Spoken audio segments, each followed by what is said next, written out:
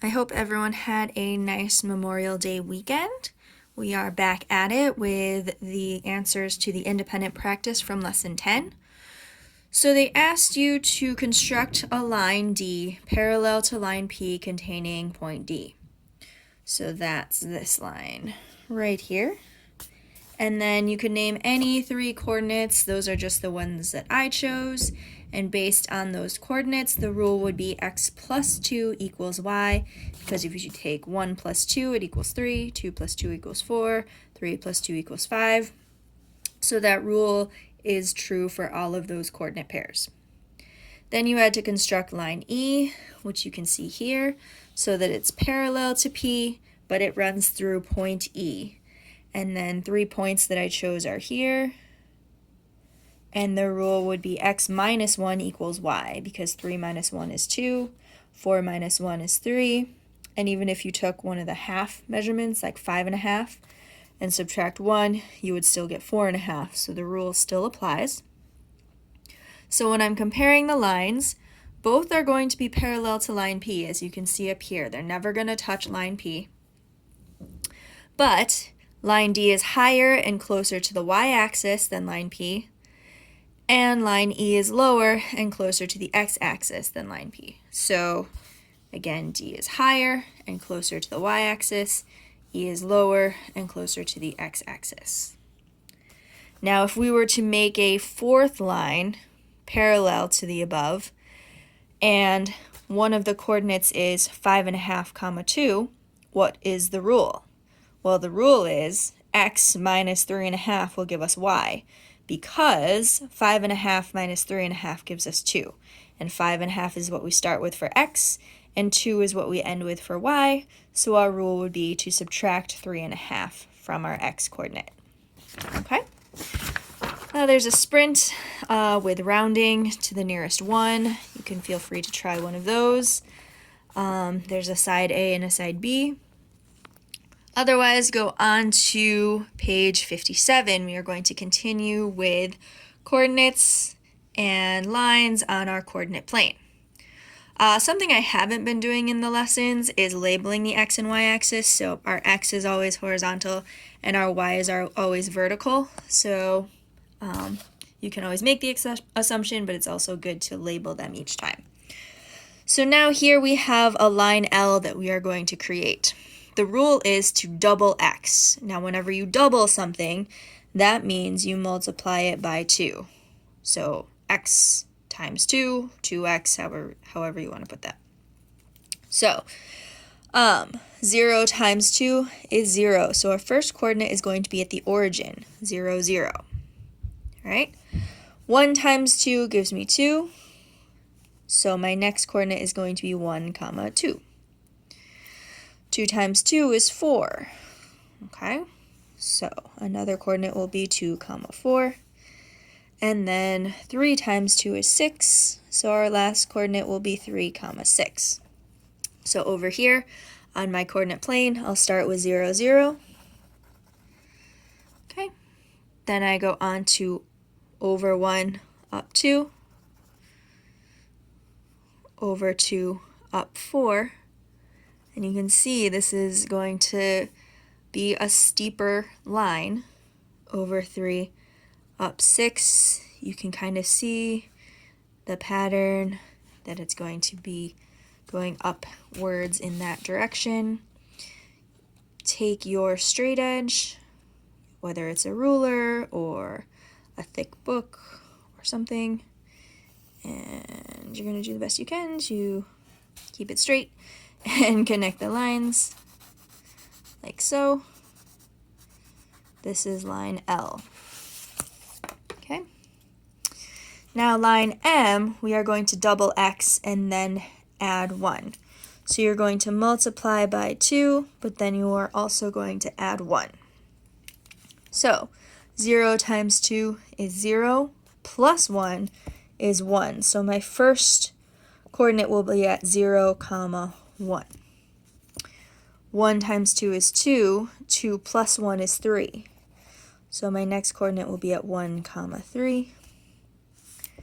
Then 2 times 2 is 4. 4 plus 1 is 5. 2, 5. And then 3 times 2 is 6. 6 plus 1 is 7, so 3, 7 will be my next coordinate. Okay? So if I'm following along with this table, my coordinates are 0, 1. So over 0, up 1. Over 1, up 3. Over 2, up to 5. Over 3, up to 7. So as you can see, it kind of follows the same path. I'm not going to use my ruler this time just because it tends to make me not get an accurate line. So I'm going to do the best I can there. But as you can see, these lines are right next to each other, line M and line L. So compare and contrast these lines. Again, these lines have the same slope or angle, so they actually are parallel. So line L and M are parallel. Okay, they have the same slope or angle. Okay, line M is higher and closer to the y-axis. So again, it's up 1 and it's closer to the y-axis, whereas L is lower on the coordinate plane and closer to the x-axis.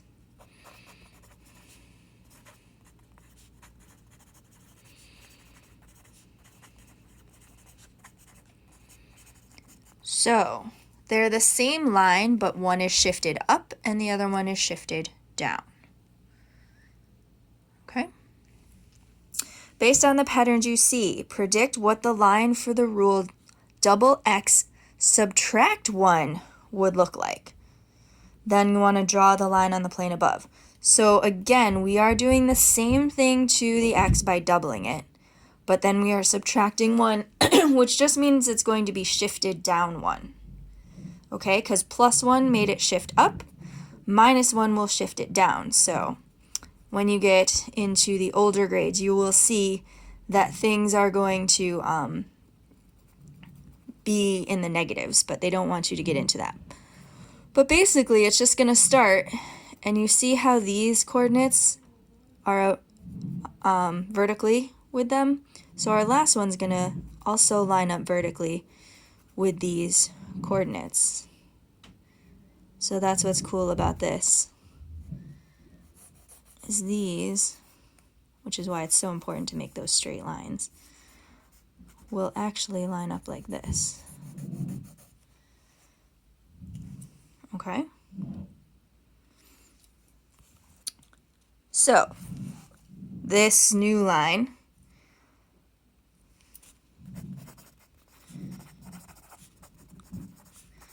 will be parallel to the others, but lower. Okay? So circle the points that the line for the rule multiply x by 1/3 and then add 1 would contain. So remember, when you multiply by a fraction, you're actually dividing. So we're going to take x, divide it by 3, and then add 1. Okay? So 0 divided by 3 is 0, plus 1 would be 1, so this one doesn't work. 2 divided by 3 will give us 2/3. 2/3 plus 1 is 1 2/3, so this one is correct. 1 1/2 and 1 1/2, that's the same. That's not going to work because you are dividing by 3 and adding 1. You're not really changing things around, so that, oh wait, let's see. 3 1/2 times 1/3, or no. So 2 times 1 is 3. 2 times 1 is 2, plus 1 is 3. That's how I got the 3 over 2. Then you can't divide by a fraction. Remember, we got to flip it. So keep, change, flip. 3 over 1, that's 6 halves. 6 divided by 2 gives us 3. This one doesn't work. 4 times 2 is 8. 8 plus 1 is 9. 9/4. Divided by 1/3 you can't do, so it's times 3. It's 27 divided by 4, that's 9. Yeah, I didn't think these worked out. So the only one that works out is here because you're dividing by 3 and adding 1 to your x, because x divided by 3 plus 1 only works for 2 and 1 2/3. Sorry, that one's a little bit of a mess.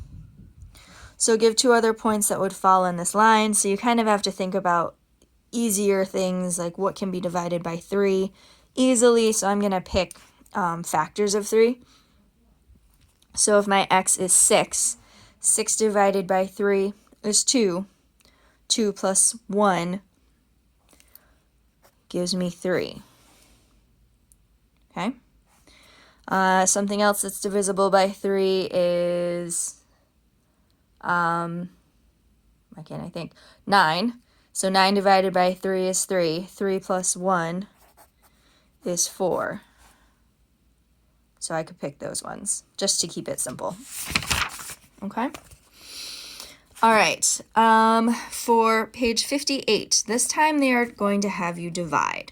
So divide x by 2, because when you have something, that means to divide it by 2. Okay? So 0 divided by 2 is 0. This line's going to start at the origin. 1 divided by 2 is 1/2. So my coordinates will be 1, 1/2. 2 divided by 2 is 1. So my coordinate will be 2, 1. And then 3 divided by 1/2 is 3/2, which is the same as 1.5. So 3, 1.5. So those are my coordinates for line L. Okay. So I start at the origin, 0, 0. Then I go over 1, up 1/2. Over 2, up 1. And then over 3, up 1.5. So notice how this slope is not steep. It's pretty gradual. Okay, so I'm just going to connect these. Kind of follow the same pattern going up. Yours will be a little easier because you can use a straight edge, even though it's a little hard with this workbook folded like that. So this is line L. All right.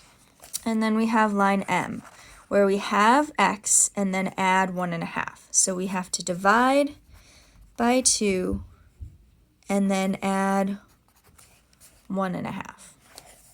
So 0 divided by 2 is 0, plus 1.5 is 1.5. So my first coordinate is going to be at 0, 1 and 1/2. 1 divided by 2 is 1/2. 1/2 plus 1.5. Half plus half gives me whole. That's 1. Then 1 plus 1 is 2. So 1, 2. 2 divided by 2 is 1. 1 plus 1.5 gives me 2.5. You can kind of see the pattern emerging here. And then 3 divided by 2 is 1.5. And 1.5 plus 1.5 will give us 3. So 3, 3 will be our last coordinate. So over 0, up 1.5.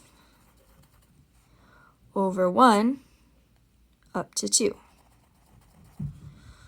Over 2, up 2.5. Oops. And then over 3, up 3. So you can kind of see the pattern emerging. Again, it is parallel to the other line because you are dividing by the same number. Okay? You're just shifting it up 1.5. So when you add 1.5, notice how it goes farther up the y-axis. And when you subtract, it goes down, so it starts a little closer to the x-axis. That's a terrible X, sorry. Okay. So those are our lines. When we compare them, they are parallel, but they are just separated out.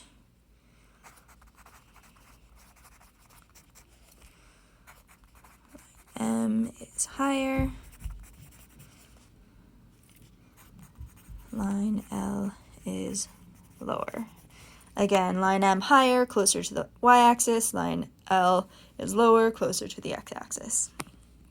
So based on the patterns you see, if I had a third line and I have it but then subtract 1, what would it look like? It would still be parallel.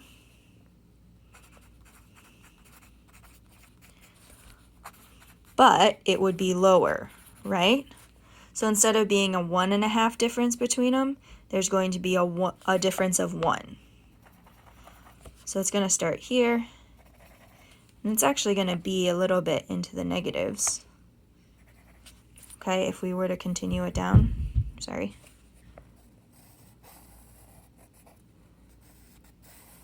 So it would start over here at 2, because it'd be one whole unit underneath, and it would go up.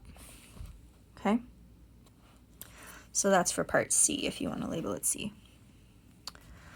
All right, circle the points that follow the rule. Multiply x by 2/3 and subtract 1. So if I take 1 and 1/3 and I multiply it by 2/3. So 3 times 1 is 3, plus 1 is 4. So I'm taking 4/3, I'm multiplying it by 2/3. That gives me 8/9. And then I subtract 1. That's going to give me a negative number, so that one doesn't work. Okay, 2 times 2/3 gives me 4/3, so that's more than 1. If I subtract 1, that gives me 1/3. So that one works. If I take 1 and 3/2, that's actually more than 1. That's 2 and 1/3. So 2 and 1/3 is the real number. 3 times 2 is 6, plus 1 is 7. That's really 7/3. And I'm multiplying it by 2/3. That gives me 14/9, which is the same as 9 goes into 14 one time, 5 left over. Okay, if I subtract 1, it would be 5/9. That's not 1.5. So that one doesn't work. And then 3 times 2/3 gives me 6/3. That's the same as 2, because 6 divided by 3 is 2. 2 minus 1 gives me 1. So this one works too, 3, 1. So explain how you know. We calculated using the rule. And then give two other points that fall on this line. Anything times 2/3 minus 1, we don't necessarily have to follow through with that. As long as you can kind of figure out that idea, that's okay. So on your own, you have a choice. You can do all of page 59, where you are multiplying, or you could do page 60, where it asks you to have something. So divide by 2. If you can do one of those pages proficiently, you should be good. You don't have to do both independently, okay? So just do your best, and I'll have the answers to both pages on the next video. All right, take care.